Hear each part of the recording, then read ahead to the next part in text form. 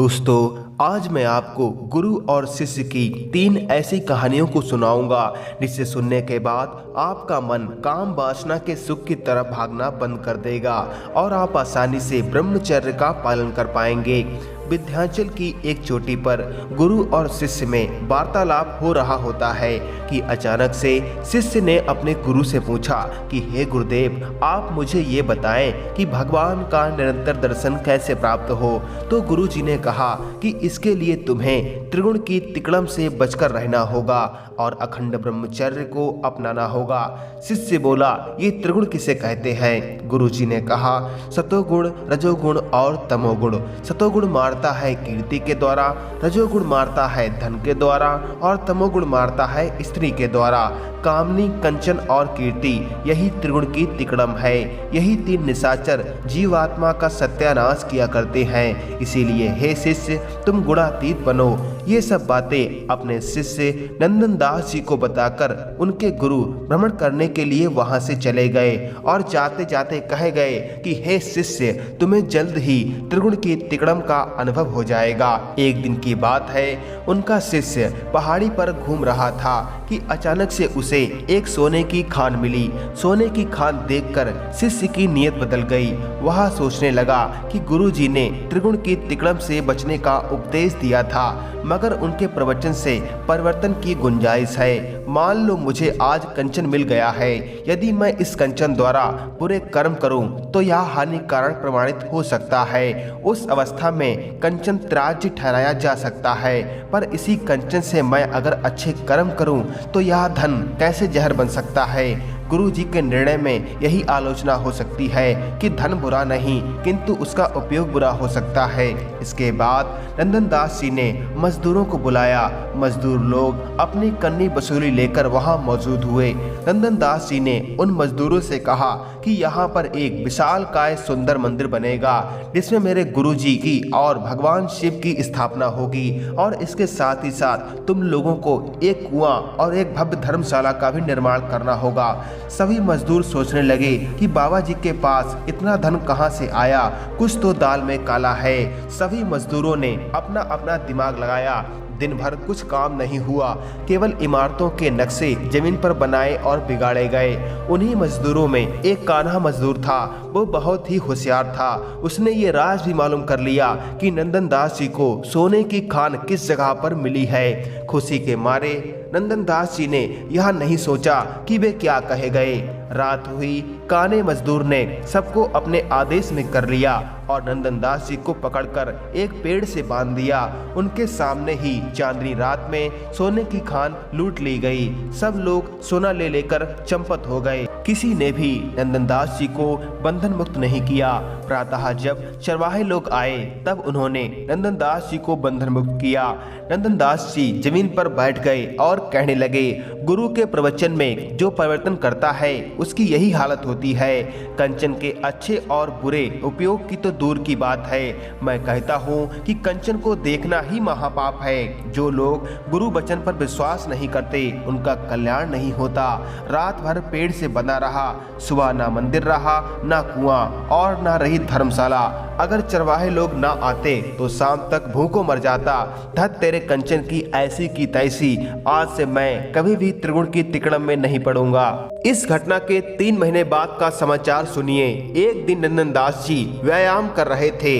इतने में ही एक यक्षिणी वहां आई। यक्ष जात की स्त्रियां परम सुंदर हुआ करती है। उस स्त्री को देखकर नंदन दास जी की नीयत बदल गई। उम्र थी 15 साल की। नंदन दास जी ने कहा, तुम कौन हो? स्त्री ने कहा, मेरा नाम चातकी है, मैं कुबेर लोक में रहती हूँ। मेरे पिता ने मुझे आज्ञा दी है कि मैं स्वयं ही अपने लिए पति खोजूं। बस मैंने अपना पति खोज लिया है। नंदन दास जी ने कहा, किसे खोज लिया है? चातकी ने कहा, आपको। आप भले ही मेरे साथ विवाह करें अथवा ना करें, मैंने आपके साथ विवाह कर लिया है। नंदन दास ने कहा, वो कैसे? चातकी ने कहा, इच्छा से। इच्छा का विवाह ही स्वयंवर कहलाता है। फिर हम लोग तो यक्ष हैं, इच्छाओं को ही प्रधान मानते हैं। नंदन दास जी ने कहा, पागलों वाली बातें ना करो। मैंने अखंड ब्रह्मचर्य में रहने का संकल्प लिया है और मैं अपना ये संकल्प तुम्हारे लिए नहीं तोड़ सकता।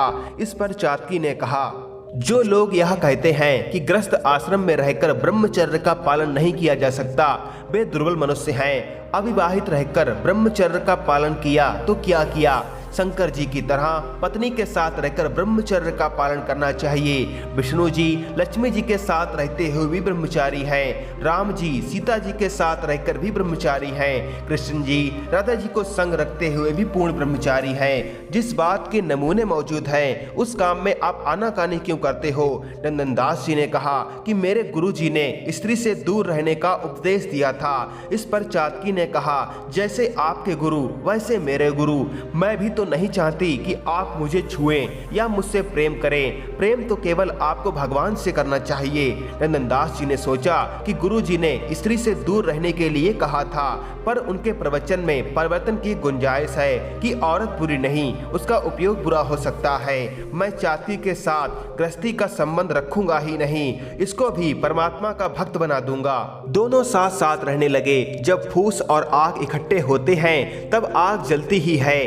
कुछ दिनों तक चातकी नंदनदास जी से अलग ही रहती रही। फिर एक दिन उसने शास्त्रों के प्रमाण से यह प्रमाणित कर दिया कि अपने स्वामी की चरण सेवा करना स्त्री का प्रधान कर्तव्य है। प्रमाण रूप में लक्ष्मी जी का उदाहरण पेश किया कि वे तो दिन रात ब्रह्मचारी पति की चरण सेवा किया करती हैं। मैं तो केवल रात में 1 घंटे के लिए अपना यह जन्म सिद्ध अधिकार चाहती हूँ। नंदनदास जी ने उसका यह प्रस्ताव भी स्वीकार कर लिया। धीरे धीरे उस यक्षिणी ने नंदन जी के मन और शरीर दोनों पर अपना पूरा अधिकार कर लिया। उनके सारे बंधन टूट गए। अब तो वे पूरे ग्रस्त बन गए। उनकी 24 वर्ष की तपस्या नष्ट हो गई। उनका ब्रह्मचर्य व्रत भंग हो गया। इस प्रकार उनकी साधना को चौपट कर वह यक्षिणी एक दिन नंदन जी को छोड़कर अपने लोक को चली गई। भगत नंदनदास जी रो उठे, हाय मेरी साधना भी गई और वह यक्षिणी भी हाथ से गई। ना राम मिले, ना माया ही रही, ना योग सदा, ना भोग ही भोग पाया। जिन्हें गुरु के वचनों में विश्वास नहीं, वे मेरी तरह ही रोया करते हैं। कंचन के संबंध में परिवर्तन की गुंजाइश की तो रात भर भूखा प्यासा पेड़ से बंधा रहा, और स्त्री के संबंध में गुंजाइश की तो मेरा आज ये हाल है कि मैं रो रहा हूँ। अब केवल कीर्ति का जहर देखना ही बाकी रह गया है। इस घटना के बाद 12 साल तक मौन रहकर नंदनदास जी ने घोर तपस्या की। शीतकाल में जल में खड़े होकर और ग्रीष्म काल में पंचधूनि तपकर एवं वर्षा काल में खड़े होकर उन्होंने ओम नमः शिवाय मंत्र का अखंड जप किया। भूख, प्यास, मृत्यु और जीवन, इन चारों शंकाओं को उन्होंने त्याग दिया। नंदनदास जी अब सिद्ध महात्मा बन गए थे और जगत कल्याण के लिए इधर उधर घूमने लगे। जो कोई भी उनसे मिलता, अपनी समस्या बताता, तो वे अपने सिर का एक बाल तोड़कर उसे दे देते और उस व्यक्ति की समस्या अपने आप हल हो जाती। लोगों ने कहा, एक सिद्ध महात्मा प्रकट हुए हैं, चलो उनके पास चलकर अपनी समस्या बताकर एक एक बाल ले आएं। 4-5 हजार आदमियों ने नंदनदास जी को घेर लिया। लोगों ने सोचा कि बाबा जी को बाल तोड़ने की मशक्कत क्यों दी जाए। इस विचार से पब्लिक ने बाल उखाड़ने का काम अपने जिम्मे ले लिया। बाबा जी मूर्छित हो गए क्योंकि सब लोगों ने जबरन उनके बाल उखाड़ डाले। होश में आते ही बाबा जी वहां से भागे और उसी चोटी पर चढ़कर बोले, त्रिगुण त्याज्य है, इनकी तिकड़म में कोई भूल कर भी ना पड़े।